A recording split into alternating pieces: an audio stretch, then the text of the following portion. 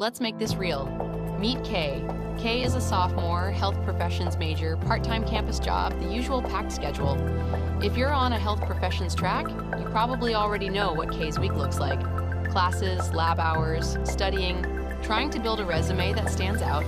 Free time is hard to come by, and when it shows up, it's easy to just collapse on the couch and scroll. But last year, a friend dragged Kay to an intro session at the University Rock Climbing Club. Kay went mostly to be a good sport, didn't expect much. Something clicked. It wasn't just that climbing was fun, but it definitely was. It was the way it felt different from everything else in Kay's week. In class, there are right answers and wrong answers, grades, expectations. At work, there's a manager and a schedule. But on the wall, Kay was just figuring it out, trying a route, falling off, trying again.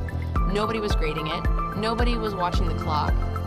Kay chose to be there, chose which routes to try, chose when to push and when to rest.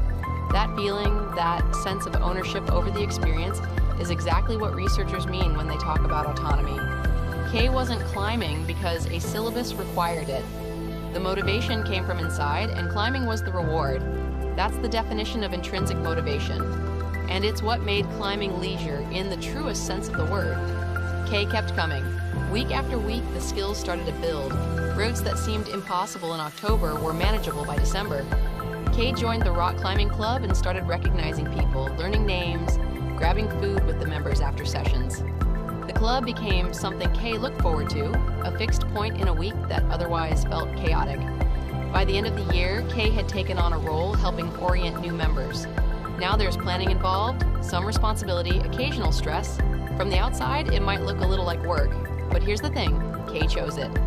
The commitment grew organically out of something that was already meaningful. That's what researchers call serious leisure.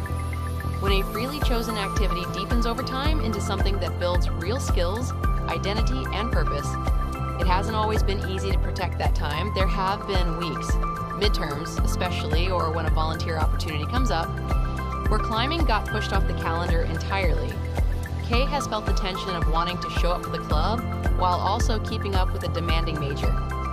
That tension between leisure and the rest of life's demands is something we're going to dig into later when we talk about barriers to leisure participation. Kay's experience there will feel familiar.